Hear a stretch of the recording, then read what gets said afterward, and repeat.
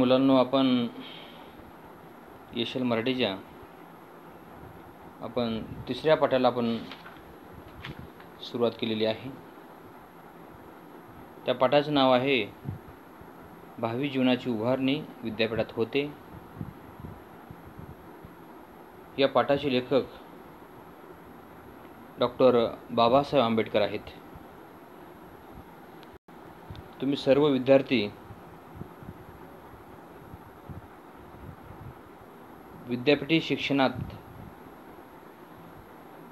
विद्यापीठी शिक्षणाच्या वर्गाला तुम्ही प्रवेश घेतलेला आहात.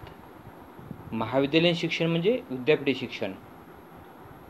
तुम्ही सर्वजण विद्यापीठाच्या BA प्रथम वर्षाला तुम्ही प्रवेश घेतलेला आहात आणि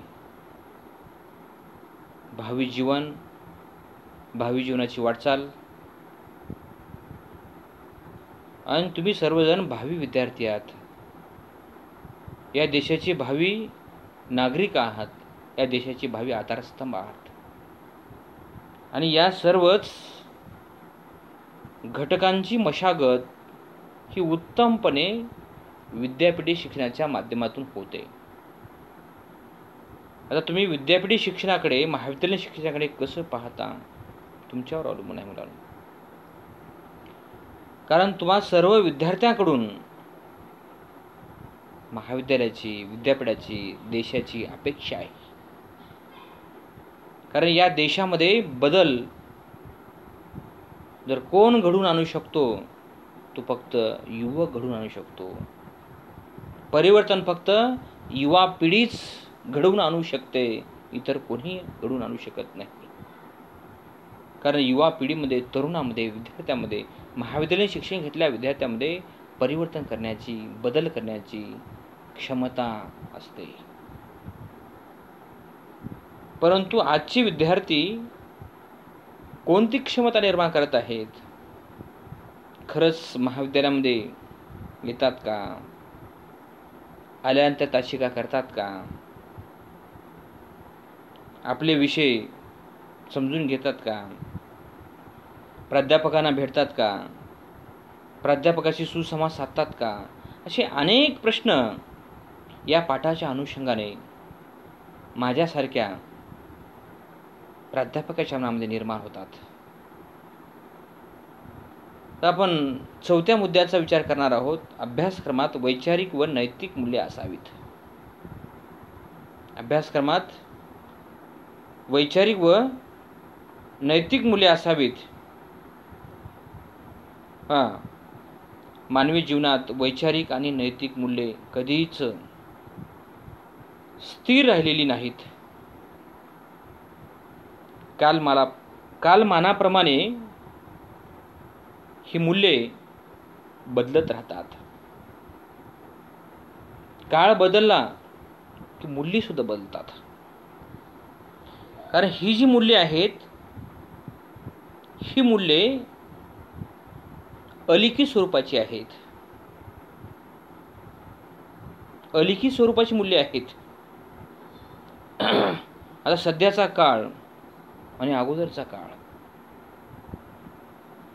काळ बदलला की मूल्ये बदलतात. काळ बदलला की परिस्थिती बदलते, वातावरण बदलतात, संस्कार बदलतात, मित्रपरिवार बदलतात. आता सध्याचं युग हे असं कलियुग आहे. सगळं काही बदललं आहे. जे आमच्या काळामध्ये अभ्यासक्रमात जी वैचारिक व नैतिक मूल्ये होती, ती आताच्या अभ्यासक्रमात नैतिक आणि वैचारिक मूल्ये राहिलेली नाहीत. अभ्यासक्रम असा असला पाहिजे, विद्यापीठी अभ्यासक्रमामध्ये वैचारिक व नैतिक मूल्ये असली पाहिजेत. आजच्या सुद्धा अभ्यासक्रमामध्ये नैतिक मूल्ये आहेत. प्रत्येक पाठामध्ये एक मूल्य विचार आहे. प्रत्येक पाठामध्ये मूल्य विचार आहे. प्रत्येक पाठामध्ये काहीतरी संदेश आहे, काहीतरी बोध आहे. निसर्गाच्या बाबतीत आहे, प्राण्याच्या बाबतीत आहे, माणसाच्या बाबतीत आहे, समाजाच्या बाबतीमध्ये आहे, कुटुंबाच्या बाबतीमध्ये आहे, राजकारणाच्या बाबतीमध्ये आहे. प्रत्येक पाठामध्ये एक मूल्य विचार दडलेला आहे. मूल्य विचाराशिवाय अभ्यासक्रमाची निर्मिती, अभ्यासक्रमाची जडणघडण आणि अभ्यासक्रम डिझायर होऊ शकत नाही. कारण विद्यापीठामध्ये अभ्यासक्रम डिझायर करण्यासाठी बोर्ड ऑफ स्टडीमध्ये जी काही माणसं बसलेली आहेत मुलांनो, ती अभ्यासू माणसं आहेत. अभ्यासक्रम तयार करत असताना एका अभ्यासपत्रिकेचा अभ्यासक्रम हा 3-4 माणसं तयार करतात आणि पुन्हा पुन्हा विचार करतात, आपण हा जो घटक या वर्गासाठी निवडलेला आहे, या घटकाचा कितपत विद्यार्थ्यांवर परिणाम होऊ शकतो, विद्यार्थी यातून कोणकोणती मूल्ये घेऊ शकतो आणि त्याच्यामध्ये काय बदल अपेक्षित आहे, या सर्वच गोष्टीचा विचार अभ्यासक्रमामध्ये केलेला असतो. परंतु महाविद्यालयीन शिक्षण घेणारा विद्यार्थी जर तो पाठ मुळातून जर वाचला तरच मूल्य मिळतील, तरच संस्कार होतील. आणि तो विद्यार्थी जो पाठाकडे पाहत सुद्धा नसेल, ढुंकून सुद्धा बघत नसेल, त्या पाठाचा काहीच उपयोग होणार नाही.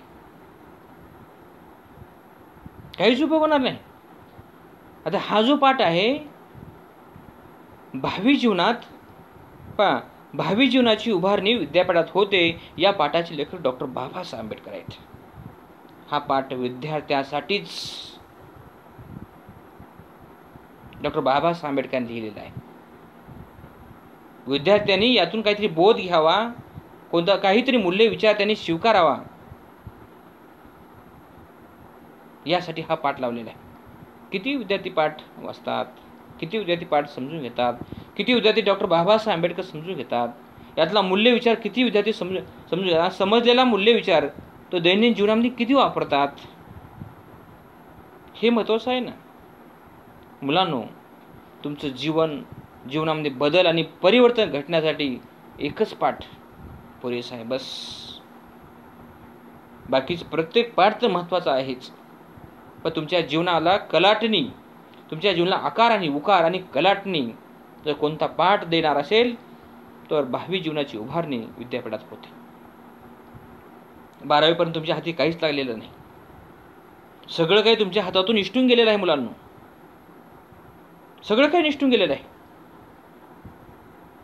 आता फक्त विद्यापीठाची डिग्री राहिलेली आहे, विद्यापीठाचं शिक्षण राहिलेलं आहे, हे तरी तुमच्या हातून निसटून जाऊ नये,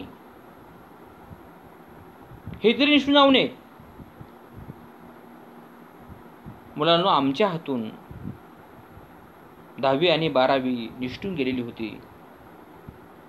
आम्ही विद्यापीठी शिक्षण असं घट्ट पकडून ठेवलं मुलांनो, म्हणून आज आम्ही प्राध्यापक झालेलो आहोत, म्हणून आम्ही आज विद्यापीठी शिक्षणाचा अभ्यासक्रमाचं अध्यापन करत आहोत मुलांनो.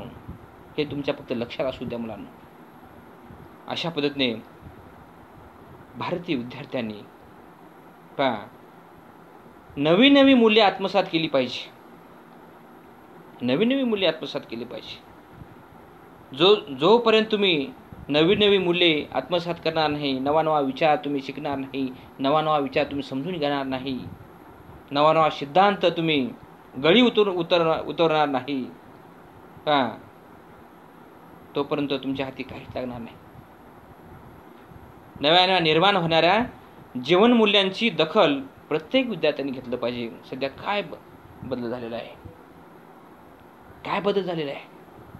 काळानुसार आपल्याला सुद्धा बदलता आलं पाहिजे मुलांनो, काळानुसार आपल्याला सुद्धा बदलता आलं पाहिजे. आता ही आपण जे ऑनलाईन शिक्षण घेत आहोत, ऑनलाईन अध्यापन मी जे करत आहे, तंत्रज्ञान मूल्य मी आत्मसात केलेलं आहे मुलांनो, याला तंत्रज्ञान मूल्य म्हणतात. म्हणून अभ्यासक्रम वैचारिक व नैतिक मूल्य असलेच पाहिजे. मूल्याशिवाय अभ्यासक्रमाची निर्मितीच होऊ शकत नाही. आणि हे जे नैतिक मूल्य आहे, नैतिक मूल्य म्हणजे काय, कसं वागावं, कसं बोलावं, प्राध्यापकाशी कसा संवाद साधावा, प्राध्यापकाशी कसं बोलावं, कसं वर्तन ठेवावं, आज्ञाधारकपणा, नम्रता.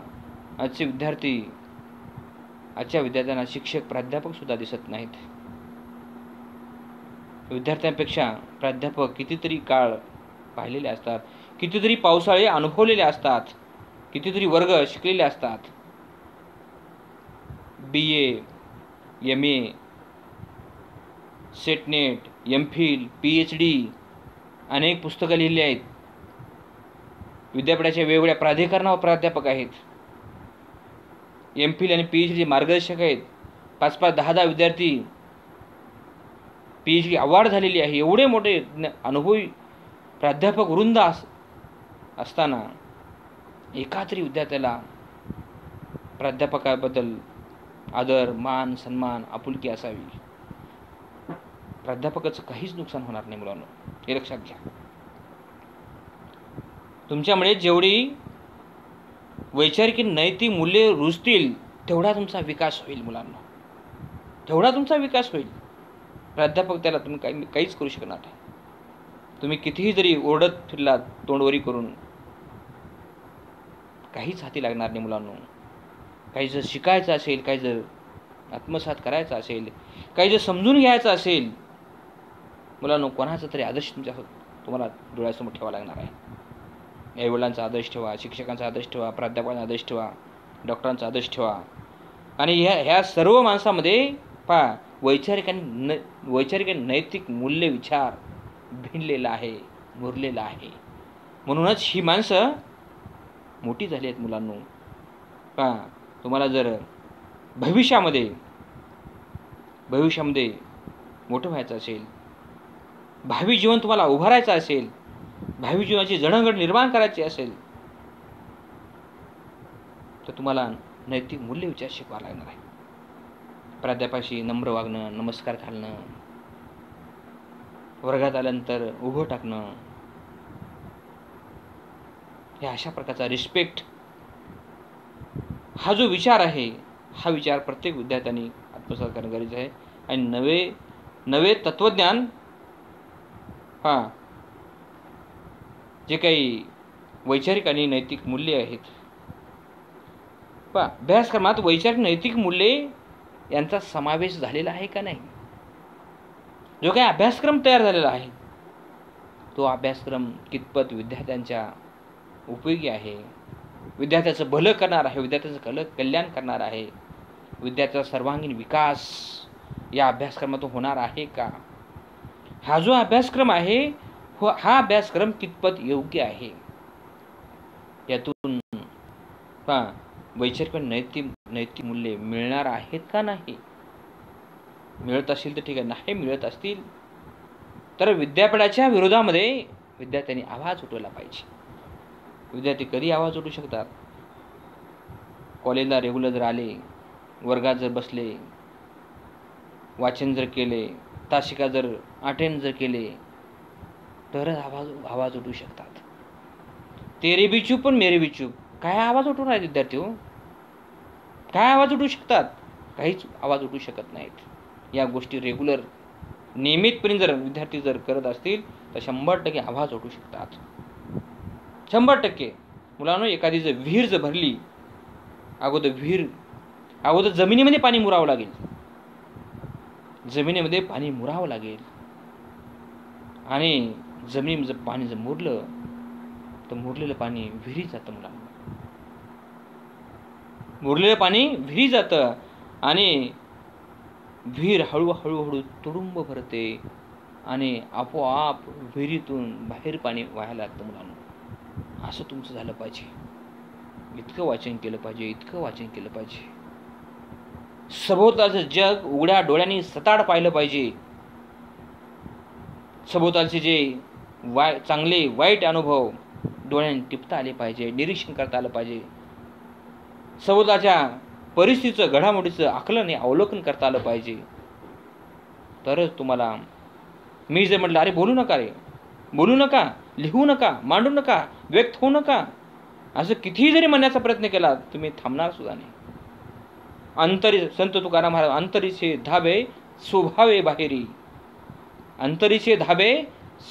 बाहेरी, अशा पद्धतीने तुम्ही बोलायला लागला, लिहायला लागला मुलांना. कारण अगोदर तुमचं मन, तुमच्या मनाच्या कक्षा रुंदावल्या पाहिजेत, व्यापक झाल्या पाहिजेत. प्रगल्भ झाल्या पाहिजेत, विस्तारल्या पाहिजेत, समृद्ध झाल्या पाहिजे. मग तुमचं मन, हे मन एक प्रयोगशाळा आहे मुलांनो. मन एक प्रयोगशाळा आहे, मन ज्ञानाची विहीर आहे. आणि ही विहीर जोपर्यंत तुमची भरणार नाही तोपर्यंत तुमच्या मुखातून काहीच बाहेर पडणार नाही मुलांनो. इतकं भरलं पाहिजे, भरून भरून भरून ओव्हरफ्लो झालं पाहिजे, तरच तुम्ही या गोष्टी करू शकता, अन्यथा काही करू शकत नाही. म्हणून अभ्यासक्रमातला प्रत्येक पाठ हा किती महत्त्वाचा आहे. अभ्यासक्रमात वैचारिक व नैतिक मूल्ये असावीत. विद्यापीठाची जे काही बोर्ड ऑफ स्टडी आहे प्रत्येक विषयाची, ते तर लावण्याचा प्रयत्न करतातच. तरी पण विद्यार्थ्यांनी सुद्धा आवाज उठवला पाहिजे, मागणी केली पाहिजे, हा अभ्यासक्रम चुकीचा आहे, हा अभ्यासक्रम चुकीचा आहे, हे लावायला पाहिजे, ते लावायला पाहिजे, अशा प्रकारची मागणी केली पाहिजे. आणि जो काही अभ्यासक्रम आहे, ज्या काही अभ्यासक्रमाची निर्मिती किंवा पुनर्रचना झालेली आहे, त्या अभ्यासक्रमामध्ये वैचारिक नैतिक मूल्य आहेत का? वैचारिक नैतिक मूल्यांचा समावेश झालेला आहे का? याची शहानिशा, याची चाचपणी, याचं मूल्यमापन सुद्धा विद्यार्थ्यांनी करणं सुद्धा गरजेचं आहे. कधी करू शकता? विद्यार्थी अभ्यास करत असतील, रेग्युलर कॉलेजला येत असतील तरच करू शकतात. हे बाबासाहेबांचे विचार आहेत मुलांनो. डॉक्टर बाबासाहेब आंबेडकरांचे विचार समजून घेणं गरजेचं आहे. जो डॉक्टर बाबासाहेब आंबेडकरांचा विचार समजून घेईल तो समाजामध्ये सन्मानाने, स्वाभिमानाने 100% जीवन जगेल मुलांना, 100% जीवन जगेल. परंतु डॉक्टर बाबासाहेब आंबेडकरांचा विचार समजणे आणि समजून घेणे फार महत्त्वाचं आहे. आणि समजल्यानंतर, समजून घेतल्यानंतर तो पचवणं सुद्धा महत्त्वाचं आहे. शांततेने, संयमाने पचवणं सुद्धा महत्त्वाचं आहे. जो डॉक्टर बाबासाहेब आंबेडकर शांततेने, प्रेमाने, सामंजस्याने जो समजून घेईल तो जीवनामध्ये कधीच अपयशी होणार नाही. अशा पद्धतीने अभ्यासक्रमाची रचना, कारण भावी जीवनाची उभारणी आहे. कारण विद्यापीठ शिक्षण, महाविद्यालयीन शिक्षण म्हणजे भावी जीवनाला आकार आणि उकार देणार आहे. विद्यापीठ शिक्षण, महाविद्यालयीन शिक्षण म्हणजे भावी जीवनाचा शिल्पकार आहे. कारण विद्यार्थी असे वाकडे तिकडे असतात, त्यांना सरळ करणं, त्यांना संस्कार देणं, त्यांना व्यवस्थित वागायला लावणं, बोलायला लावणं, लिहायला लावणं, अभ्यास करायला लावणं, हे विद्यापीठ शिक्षणाचं काम आहे. तर डॉक्टर बाबासाहेब आंबेडकरांसारखा यांचा पाठ किती महत्त्वाचा आहे, किती मूलभूत आहे, हा पाठ समजून घेणं गरजेचं आहे. आणि त्या दिशेने विद्यार्थी वाटचाल करणं सुद्धा गरजेचं आहे. आपण पुढच्या मुद्द्याकडे आपण वळणार आहोत. आजच्या विद्यार्थ्यांनी आजच्या 5 क्रमांकामध्ये आजच्या विद्यार्थ्यांनी बौद्धिक व वैचारिक पातळी, आजच्या विद्यार्थ्यांची बौद्धिक व वैचारिक पातळी खालावली आहे. आजच्या विद्यार्थ्यांची बौद्धिक व वैचारिक पातळी खालावली. हे अतिशय खेदाची बाब आहे. हे डॉक्टर बाबासाहेब आंबेडकरांना कधी 15 डिसेंबर 1952 साली वाटलेलं आहे. तर 2020 चालू आहे मुलांना. कल्पना करा आता. 52 म्हणजे ते 8 बघा आता, 48 आणि हे 20, 68, 70 वर्षे झाले आहेत. 15 डिसेंबर 1952 रोजी डॉक्टर बाबासाहेब आंबेडकरांनी मुंबईच्या एल्फिन्स्टन कॉलेजमध्ये हे विचार मांडलेले आहेत. आणि त्या विचारामध्ये त्यांनी हे खंत व्यक्त केलेली आहे, आजच्या विद्यार्थ्यांची बौद्धिक व वैचारिक पातळी खालावत चाललेली आहे. आजच्या विद्यार्थ्यांची बौद्धिक व वैचारिक पातळी खालावणे, ही खंत, ही वेदना, हे दुःख डॉक्टर बाबासाहेब आंबेडकरांनी 15 डिसेंबर 1952 रोजी बोलून दाखवलेलं आहे. तेव्हा बोलून दाखवले 52 मध्ये. आता सध्या 2020 सुरू आहे मुलांनो. तेव्हा डॉक्टर बाबासाहेब आंबेडकरांना तेव्हा तसं वाटलेलं आहे मुलांनो. आज काय परिस्थिती असेल आजच्या विद्यार्थ्यांची, आजच्या 2020 म्हणजे 21व्या शतकामध्ये आजच्या विद्यार्थ्यांची काय स्थिती असेल, काय सदिस्थिती असेल.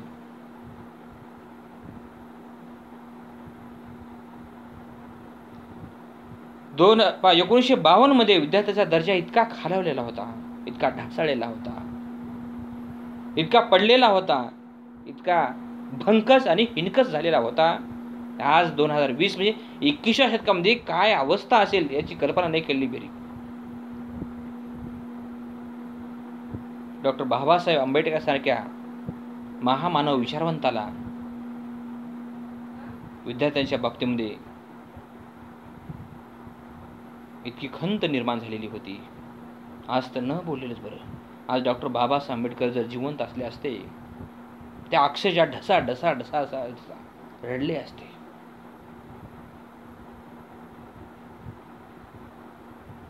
या भारतातले तरुण, या भारतातल्या तरुणांनी देश कोणत्या दिशेला घेऊन चाललेला आहे,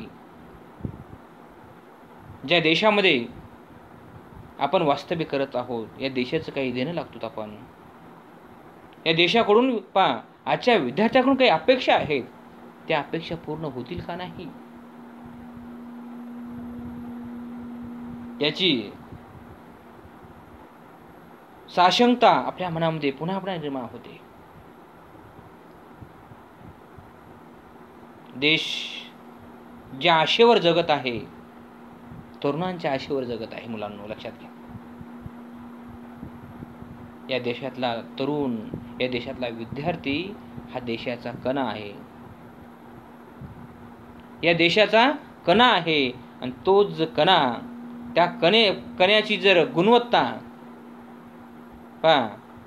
त्या जो काही कणा आहे विद्यार्थी, त्या कण्याची कणा जो काही आधारस्तंभ आहे, कणा म्हणजे आधारस्तंभ. या देशातला विद्यार्थी देशाचा आधारस्तंभ आहे, कणा आहे. त्याची जर अवस्था जर खालावत असेल, गुणवत्ता दर्जा ढासळत असेल, देश कसा महाशाली होईल, कसा बलशाली होईल. या भारताचे माजी राष्ट्रपती APJ अब्दुल कलाम यांनी 2020 साली भारत महासत्ता होईल. कोणाच्या जीवावर, कोणाच्या जीवावर, कोणाच्या हिमतीवर, कोणाच्या सामर्थ्यावर डॉक्टर APJ अब्दुल कलाम यांनी स्वप्न पाहिली होती. तरुणांच्या, युवक विद्यार्थ्यांच्या भरवशावर APJ अब्दुल कलाम यांनी भारत 2020 साली महासत्ता होईल हे स्वप्न पूर्णतः मावळण्याच्या मार्गावर आहे. आजच्या विद्यार्थ्यांची बौद्धिक व वैचारिक पातळी कशी वाढणार आहे? वाढणारच नाही. जोपर्यंत विद्यार्थी महाविद्यालयामध्ये येणार नाहीत, ऑनलाईन तासिका करणार नाहीत, तोपर्यंत ज्ञान कुठून मिळणार आहे? किती विद्यार्थी आहेत स्वयंपणे अभ्यास करणारे, स्वतःहून अभ्यास करणारे, स्वतःहून स्टडी करणारे किती विद्यार्थी आहेत? 1-2 जर विद्यार्थी सोडले, कोणीच अभ्यास करत नाही. आता स्वैर भटकत आहेत, भटकंती करत आहेत कुत्र्यासारखी, इकून तिकडं तिकून इकडं, काही नाही. बस कुत्रं जसं फिरतं ना, इकून ह्या घरून त्या घरून, या गल्लीतून त्या गल्लीला, तसंच फिरणं सुरू आहे. मुलांना असं भटकंती केल्यामुळे पोट भरत नाही, भटकंती केल्यामुळे प्रगती होत नाही, भटकंती केल्यामुळे उन्नती होत नाही, भटकंती केल्यामुळे विकास होत नाही, डेव्हलपमेंट होत नाही. मुलांनो काहीच होणार नाही. त्यासाठी अभ्यासच करावा लागेल, त्यासाठी कॉलेजमध्येच यावं लागेल, रेग्युलर ऑनलाईन तासिकाच अटेंड करावे लागतात मुलांनो, त्याशिवाय विकास होणार नाही. हेच वय हे महत्त्वाचं, लक्षात घ्या. या वयाचं नाही जर केलात, आयुष्यभर कोरे करकरीत राहाल तुम्ही. बस भुके कंगाल म्हणून फिरल्याशिवाय तुम्हाला दुसरा पर्यायच नाही मुलांनो. म्हणून वरचेवर आजच्या विद्यार्थ्यांची बौद्धिक व वैचारिक पातळी खालावत चालली आहे. आपण विचार केला पाहिजे का भूतकाळातील जे विचारवंत होते, पहा अगोदरच्या काळामध्ये बुद्धिमत्ता कशी होती, वैचारिक पातळी कशी होती. फुल्यांचा काळ घ्या, बाबासाहेबांचा काळ घ्या, भाऊराव पाटलांचा काळ घ्या, आगरकरांचा काळ घ्या, लोकमान्य टिळकांचा काळ घ्या, महात्मा गांधींचा काळ घ्या. या माणसाची बुद्धिमत्ता, बौद्धिकता, वैचारिक पातळी उंच होती, म्हणूनच त्यांनी देशाला स्वातंत्र्य मिळवून दिलेलं आहे. या महापुरुषांनी, या विचारवंतांनी, या शिक्षण तज्ज्ञांनी देशाला स्वातंत्र्य मिळवून दिलेलं आहे मुलांनो. म्हणून आपण त्यांच्याशी तुलना केली पाहिजे. बाबासाहेबांनी अशक्य बिकट परिस्थितीमध्ये त्यांनी भारताचं रत्न झालेलं आहे. इंडियन कॉन्स्टिट्यूशन सारखा ग्रंथ लिहिला आहे त्यांनी, आणि त्या ग्रंथावरच आपला भारत देश आज चालत आहे, लोकशाही चालत आहे, भारत देश वाटचाल करत आहे. असं काहीतरी केलं पाहिजे. बाबासाहेब माणूस आहेत, महात्मा फुले माणूस आहेत. समग्र महात्मा फुले वाचा, तेही माणसं आहेत, आपणही माणसं आहोत. ही माणसं एवढी प्रगती करू शकतात, यांची बुद्धिमत्ता आणि वैचारिक पातळी इतकी समृद्ध आणि उंच होती. आपण कुठेच बसत नाही ना. आपण त्यांच्या तुलनेमध्ये आपण कुठेच बसत नाही. का बसत नाही? कशासाठी बसत नाही? काय कमतरता आहे, काय उणीव आहे, याचं जोपर्यंत आत्मपरीक्षण करणार नाही मुलांना, चांगल्या गोष्टीचं तुम्ही तुलना करा. चांगल्या गोष्टी तुलना करा, तुम्ही जरूर केली पाहिजे. आणि आपण एखादी गोष्ट चांगली असेल, त्या वस्तूपर्यंत, त्या गोष्टीपर्यंत आपला कसं जाता येईल त्याचा विचार करणं गरजेचं आहे. एखादा मुलगा MPSC पास होतो, एखादा मुलगा UPSC पास होतो, एखादा डॉक्टर होतो, इंजिनियर होतो, सायंटिस्ट, वैज्ञानिक होतो. आपण त्याची बुद्धिमत्ता तेवढी उंच आहे, उत्तुंग आहे. आपली अगदी नालीच्या गटारासारखी आपली अवस्था आहे मुलांना. आणि असं का होत असेल? ही जी आपली आजच्या विद्यार्थ्यांची जी बौद्धिक आणि वैचारिक पातळी जी खालावत आहे, घसरत आहे, याचाही विचार होणं गरजेचं आहे. याचा विचार करणं आवश्यक आहे मुलांना. जोपर्यंत तुम्ही अशा पद्धतीने विचार करणार नाही आणि तोपर्यंत तुमची प्रगती सुद्धा होणार नाही. आजचा विद्यार्थी भूतकालीन प्रज्ञावंत आणि प्रतिभावंत यांच्या तत्वज्ञान व वाङ्मयाचा अभ्यास करणं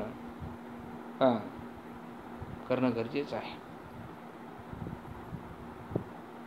आजच्या विद्यार्थ्यांची बौद्धिक आणि वैचारिक पातळी जी खालावत चालली, त्याचं कारण जे काय? एकमेव कारण आहे, दुसरं काहीतरी कारण असू शकतं ना. कारणाशिवाय अधोगती होऊ शकत नाही. जी काही अधोगती होत आहे त्या अधोगतीला काहीतरी कारण असेल ना. अभ्यास करत नाही, वाचन करत नाही, चिंतन करत नाही, महाविद्यालयामध्ये वर्गात येत नाहीत, आल्यानंतर ग्रहण करत नाही, उपस्थित राहत नाही, भटकत कोणाच्या तरी मागे फिरता उभं. भटकत फिरून हाती काहीच लागणार नाही, हे लक्षात घ्या. काहीच हाती लागणार नाही. जी माणसं आपल्या देशामध्ये जी काही मोठी होऊन गेलेली आहेत, जी काही विचारवंत आहेत, जी काही प्रज्ञावंत आहेत, जे काही महापुरुष आहेत, समाजसुधारक आहेत, त्या माणसांनी वाचन केलं आहे मुलांना. वाचनाशिवाय तर उपाय नाही. वाचन संस्कृती ही वाढली पाहिजे, फोफावली पाहिजे, पसरली पाहिजे, तरच काय ती मिळणार आहे. कानामध्ये इयरफोन आणि हेडफोन घालून ढन ढन ढन ढन ढन मोबाईलचा आवाज वाढल्यामुळे बौद्धिक आणि वैचारिक पातळी कदापि वाढणार नाही. लक्षात घ्या मुलांना. कारण सध्याची पिढी मोबाईलमुळे बर्बाद होत चाललेली आहे. मोबाईलमुळे, बाकी काहीच नाही. याला जबाबदार काय असेल तर मोबाईल आहे, बाकी काही नाही. अशाने बौद्धिक आणि वैचारिक पातळी वाढणार नाही मुलांना. कोणाचा आदर्श घेतला? छत्रपती शिवाजी महाराजांचा, बाबासाहेब आंबेडकरांचा आदर्श घ्या, महात्मा फुलेंचा आदर्श घ्या, त्यांचं वाचा, वाङ्मय साहित्य बघा, तुमची बौद्धिक आणि वैचारिक पातळी कशी वाढणार आहे. मुलांनो, आई वडिलांशी, मोठ्या माणसाशी, वडीलधाऱ्या माणसाशी कसं वागावं त्यामुळेच मला कळत नाही मुलांनो. कोणाचा मान करावा, कोणाचा सन्मान ठेवावा, कोणाशी कसं बोलावं, कोणाशी संवाद कसा साधावा, काही कळत नाही. बस अतिशय चिंताजनक अशा प्रकारची बाब आहे. विद्यार्थ्यांनी या सर्व बाबीचा विचार करणं गरजेचं आहे, तरच विद्यार्थी प्रगती होऊ शकते, अन्यथा प्रगती होऊ शकणार नाही. बाकीचा घटक आपण उद्याला पाहणार आहोत.